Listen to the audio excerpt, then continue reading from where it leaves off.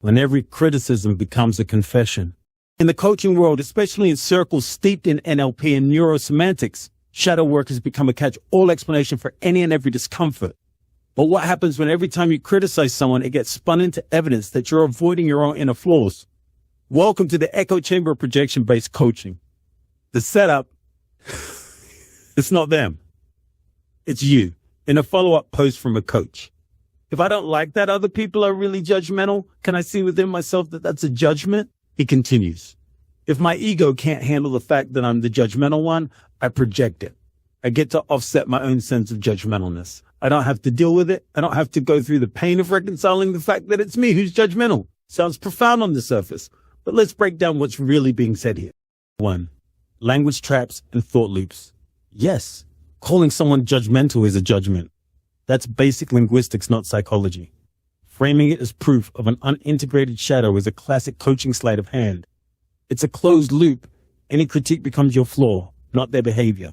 This kind of reasoning makes healthy discernment suspect, invalidates your emotional responses, and ensures you never feel confident calling out harmful behavior because it might mean you're the problem. 2. From Jung to junk. This isn't Jungian depth work. It's a weaponized pop version, stripped of therapeutic nuance and turned into a tool for perpetual self-blame. Jung said, "One does not become enlightened by imagining figures of light, but by making the darkness conscious." He didn't say you must pathologize your every reaction or that noticing toxic behavior in others is a psychological failing. 3. The hidden agenda. Authority maintenance.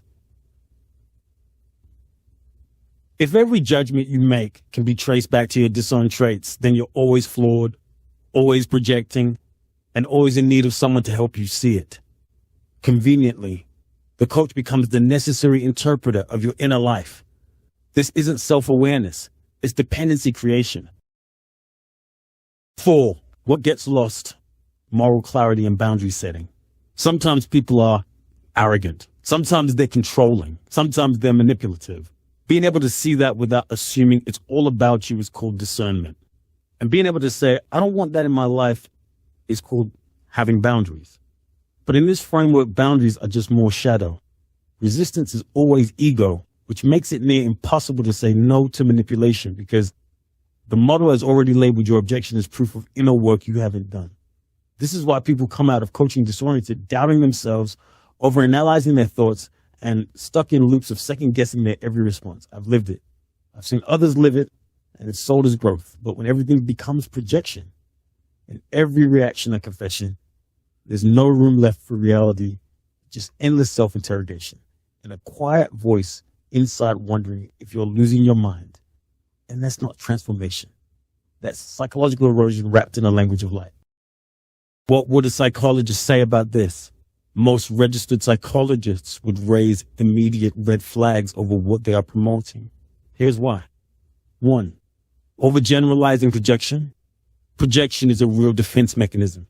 Yes, but it's not a catch-all explanation for every criticism or reaction. It's part of a broader system of ego defenses identified in psychoanalytic theory. And even then, it's used cautiously in clinical practice. Recognizing a characteristic in another individual does not inherently indicate that one harbors the same trait. Projection is a multifaceted psychological construct that requires careful contextual understanding. When used indiscriminately, particularly in coaching contexts, it risks oversimplification and may reflect the practitioner's own biases more than the client's internal reality. 2. Invalidating healthy boundaries. Clinical psychology recognizes that being able to identify harmful traits in others without internalizing them is part of mature emotional functioning. It's what allows people to leave abusive relationships, set limits with toxic coworkers, and trust their gut. A coach who tells you that your discomfort with others is always about you is undermining your psychological safety. That's not growth, that's gaslighting in a tracksuit. 3. No clinical oversight. Psychologists go through years of training to learn how to ethically navigate unconscious material, trauma, defenses, and transference. Coaches trained in NLP or Neuro-Semantics often bypass that entirely yet still claim authority over deep psychological terrain. As has been observed by critics of the coaching industry, including clinical psychologists, we're seeing the rise of a parallel therapeutic system, one that is largely unregulated.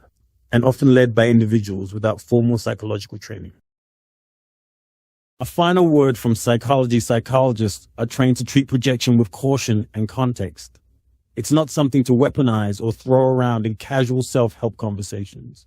When coaches collapse all human responses into your shadow, they're not encouraging growth, they're enforcing a belief system. And in that system, you're always the problem, and they're always the answer. A final word from psychology: psychologists are trained to treat projection with caution and context. It's not something to weaponize or throw around in casual self-help conversations. When coaches collapse all human responses into your shadow, they're not encouraging growth, they're enforcing a belief system. And in that system, you're always the problem, and they're always the answer.